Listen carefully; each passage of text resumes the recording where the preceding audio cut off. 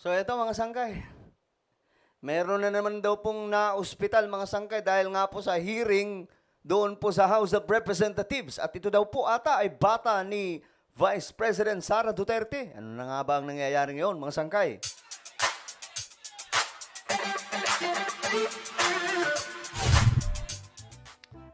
So hello, what's up guys? This is me. I'm back for another vlog today. At ayun, pag-usapan po natin mga sangkay, itong breaking news na mayroon na naman daw pong isinugod sa ospital. Dahil po sa hearing na ito, ano nang nangyayari sa ating world, sa ating bansa. Pangalawa na to, mga sangkay. Ano ba? Lahat na ba? Magaganito, mga sangkay? Every time nasasalang doon sa pagdinig?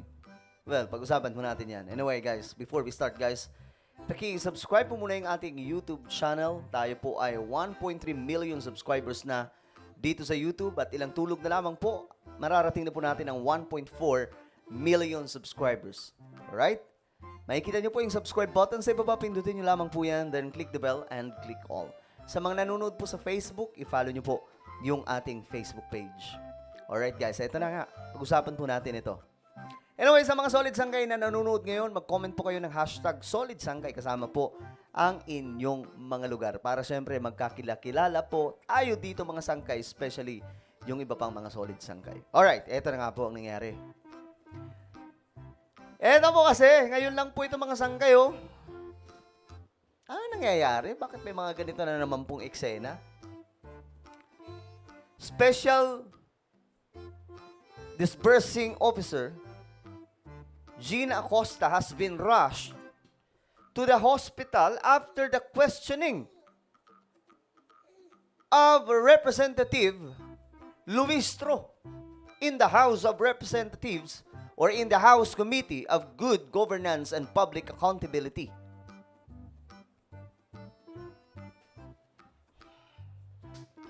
Ay nako mga sangkay. Ewan ko, kaya ba ay naniniwala pa sa mga ganitong klaseng eksena?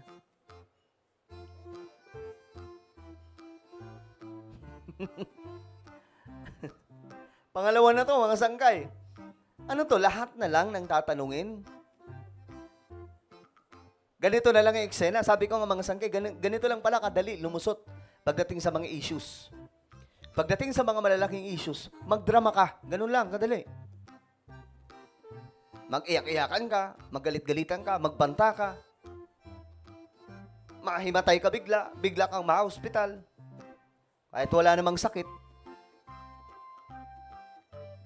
Ano nangyayari? Alam niyo mga sangkay, nagmumukhang katawa-tawa po tayo.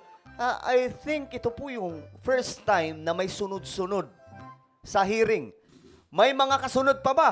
Yung tanong ko lang dito, baka may susunod pa po dito. Walang problema mga sangkay kung totoo. Pero kung alam po natin na drama na lamang po ang nangyayari ngayon, mga sangkay, sa mga ganitong klaseng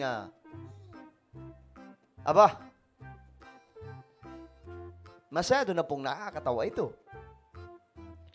Kasi, halimbawa na lang mga sangkay ito. Kita mo to. Alam niyo, walang sakit. Pero naka-confine.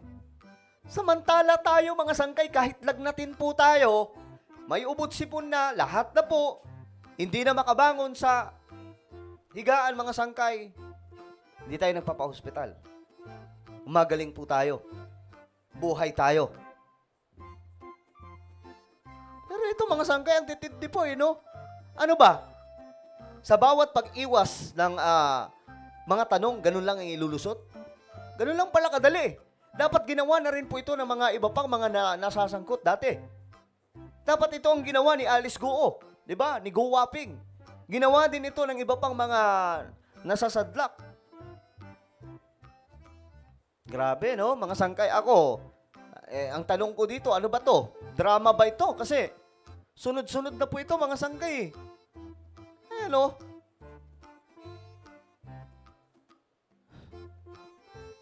Alam niyo, maniniwala ako dito mga sangkay kung malalaman po natin na may mga malulubhang kararamdaman, maintindihan po natin yun. Ipagdadasal pa po mismo natin Pero yung mga nakikita po natin, mga sangkay,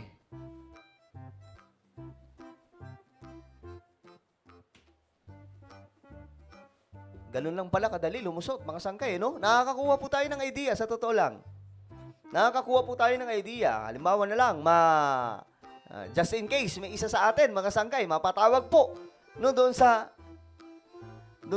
hearing. Di bigla po tayong mahimatay.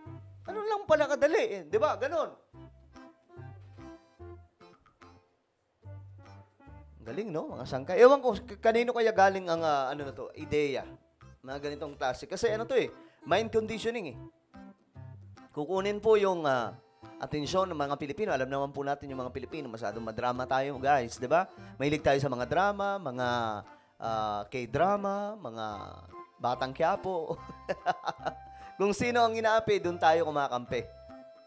Alam nyo, kung hindi tayo maging maingat, hindi tayo maging mapanuri, maluloko po tayo sa mga eksena ng politika sa Pilipinas. Diyos mio marimar. Kita nyo mga sangkay nangyayari ngayon.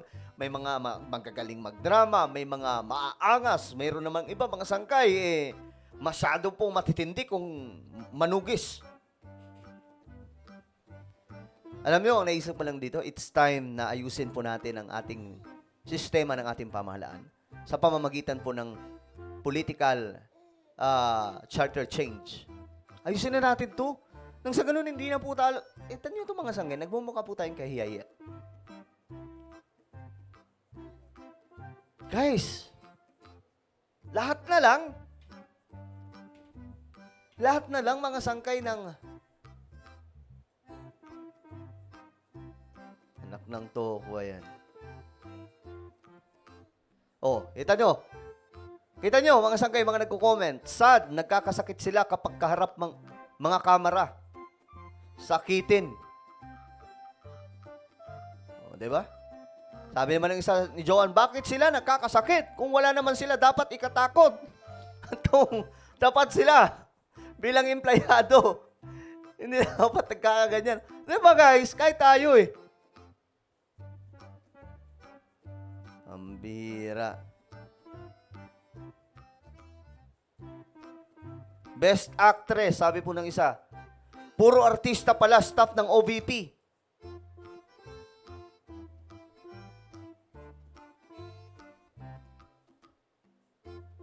Grabe, no? Best Actress Award. Nagkakasakit pag ginigipit, pero sobrang kakapal ng mga muka pag gumagawa ng kalokohan. Guys, lulukohan pa ba tayo dito, guys? Ako neutral ako sa mga ganitong klaseng usapin. Pero, masyado naman pong halata, mga sangkay. Ano yun, lahat na po ng tinatanong nagkakasakit? Who's next?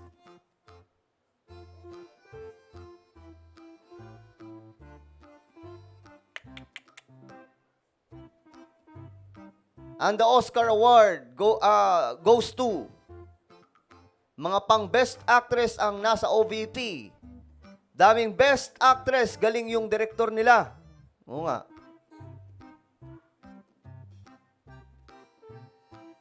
Grabe, no? Lahat na lang sinusugod sa ospital. Who's next? O, kita nyo na. Nagdududa na yung mga taong bayan, mga sangkay. Galing ng direktor ng mga to. Ito naman, medyo may pumabor. Ay, kawawa naman siya. Tinawanan po. Kada may kasalanan niyang mga yan, nagkakasakit.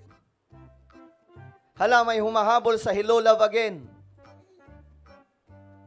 Best Actress in the Philippines.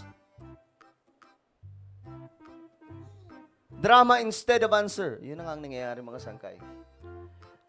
Ay, naku, ewan ko ba sa inyo, bakit ganun? Sunod-sunod. Sino ba ang susunod nito? Lahat na lang nagkakasakit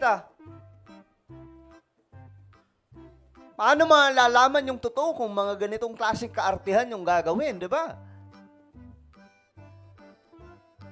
Ito sabi naman, daming kampo ni Bangag dito. Galing talaga ng mga kampo ni Fiona. Guys, kahit naman alam ko, ito mga nagko-comment na to, may iba dito, hindi naman talaga maka-BBM. Pero klaro kasi, na masyado na pong hayagan itong Mga drama na nangyayari. Ano yun? Para hindi matanong, magkakasakit na lang bigla? Biglang may collapse? Iba din, biglang na-hospital samantalang malakas pa yan kanina pagkaumpisa. Akala ko, noodles lang ang instant, may instant sakit din pala. Arte-arte niyan, mga sinungaling kasi, kaya nagkakaganyan. Nagkandalipong-lipong naman, oy. Umay na sa wheelchair, wala bang gagamit ng saklay? Ay, nako, ano po ang inyong komento, guys? Mag-comment po kayo sa ibaba. Anyway, meron po tayong isang YouTube channel. Ito po ay isang K-Revelation. Dito magaganda po yung topic natin patungkol po sa mga impormasyon, mga nangyayari sa ating mundo related po sa Bible prophecy. Naku po, magaganda po yung ating topic dito. Hanapin nyo lamang po ito sa YouTube, then click the subscribe, click the bell, and click all. Ano po ay magpapaalam, mag-iingat pong lahat. God bless everyone.